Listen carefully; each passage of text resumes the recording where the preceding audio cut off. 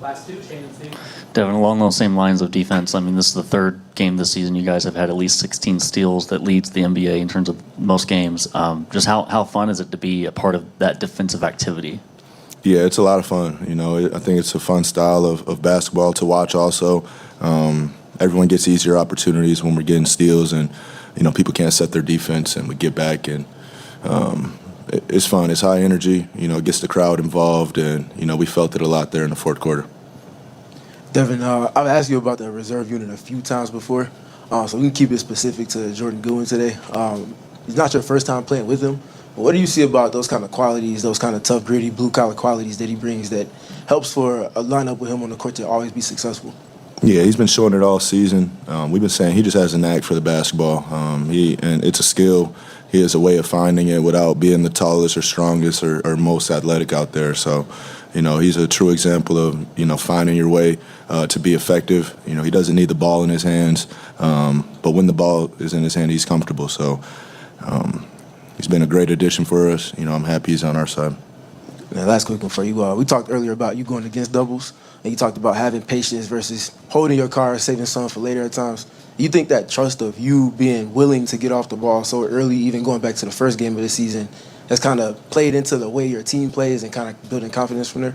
Yeah, for sure. That's my job, to obviously to score the ball, but to set up teammates and make their life easier, especially when teams are throwing those junk defenses. So, I've been thrown in the fire through my career. I've seen pretty much, every defense that you can throw, and, I kind of know how to generate great looks for other people.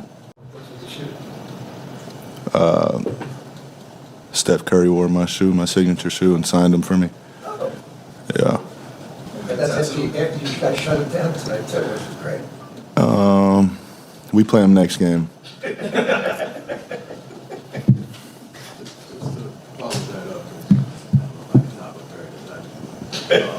Just what does it mean for you to have Steph on your shoe? It's truly hard to put to words. Thinking back to Olympics and being able to share the floor with them, and not just the floor, getting to know each other off the court too, and building a relationship that will last a lifetime with somebody that I've idolized my whole life. So for it to come full circle to him be competing against me in my shoe, if anything, I thought it'd be the other way around. Yeah, truly crazy. Quick follow. Obviously, the game was crazy, and the finish just made me speak. You're getting used to these wild, wacky, just out of outer space finishes. No, I'll never get used to it. I think we've talked about it, just channeling it the right way. There's some great in there. Just sometimes the outcome isn't the best, and these last two games, just the point of the game that they've happened in, have put us in a tough spot. So we learn from it. We're a full unit. We're not mad at Dylan. We're asking him to bring that energy, bring that fight every night. So, on the other hand, there's gonna be times like this, but it can be controlled. Book, you struggled in the first half offensively. There's a lot of junk defenses, a lot of blitz and stuff we've seen from you years ago. What did you do to get yourself going in the second half? I said it in my postgame. I took my court shorts off. If you're familiar, it's like some super tight tights to restrict you from moving too much because I've been coming back from injury. So I retired those. Yeah. Book, obviously you guys have talked about just what you're building, the identity and everything, but do you guys feel that other teams are starting to respect you and respect what you guys are building here?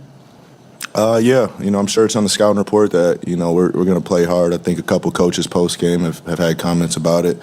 So, I'm more on the side that we have a lot of talent over here, too. Yeah, the games have been, a little junkyard and physical, but, we have some true hoopers over here.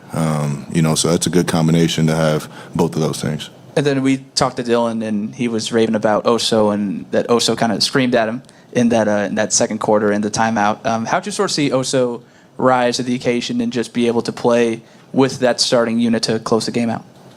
Yeah, I mean, he's been working. He's put the work in, and it's it's his time to show it. So, we've been seeing it behind the scenes, and, a little bit of a slow start, just getting acquainted with everything. But, I think he's getting more and more comfortable every game. And, he gives us the versatility to be able to play 5 out, play faster, switch a lot of actions.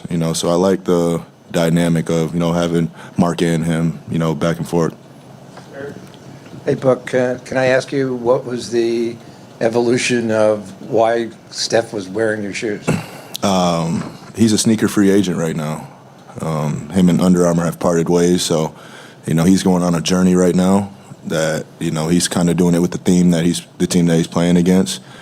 So right when him and Under Armour parted ways, he actually reached out to me first, and I was going to reach out to him before he did that. So I like that he actually reached out to me for him. So I sent him a pack of a bunch of shoes that I felt went good with their jerseys, and he sent me a message that they're comfortable, and he'll be wearing them here in Phoenix. So is he doing that with other players too on other teams? He has, but I don't know if he's played against one of the players of the shoes that he's wearing yet.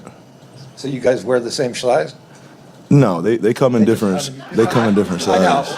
know, but it's not your shoes, right? It's a Version of my Right, shoe. okay. Yeah. okay. Give me a break, all right? Book, it's safe to say you've been recruiting for Nike on Nike's behalf? Oh, 100%. But whoever gets them, that's a global icon with fan bases all over, and I've seen that this summer. We know how popular Steph is, and has always been. Yeah. And you'll send him some of the 2s in January, I imagine? No, I was planning on bringing some in a couple of days. He might be one of the first. Yeah, he might be one of the first ones in them. With the shorts, are those new for you? Have you used them before? No, I've always declined wearing them. I wore them last game versus the Lakers. Have you ever tried them? If any of you guys ever tried them? They're tight. I mean, I wear tights already, but they're super tight. And maybe it was just an excuse that I was shooting the ball bad. What led to the change of heart and finally accepting to put them on for once? Not wanting to get injured again. I hate being on that sideline, and I was fortunate enough that it was one of our breaks in the season where we had a lot of games. I mean, a lot of days in between games, so only missed 3. But if it was next month or what we're doing coming up, it'd have been 7 or 8. So I don't want to miss any more games. With the junkyard element of games that you've been mentioning, it's been a signature of you guys, but also at the same time, how are you guys balancing not relying on it, if that makes sense, because it can kind of go either way in these types of games? Yeah, back to we have hoopers too. That's what it comes down to, and we'll look at it. There's times of the game to be more aggressive than others, especially when you're not in foul trouble. The other team's not in the bonus. I think that's a time that, we can up the intensity and get away with a few little tic-tac fouls. But other than that, we have the talent to play sound defense too, and, we've shown that. So, we can hang our hat on it.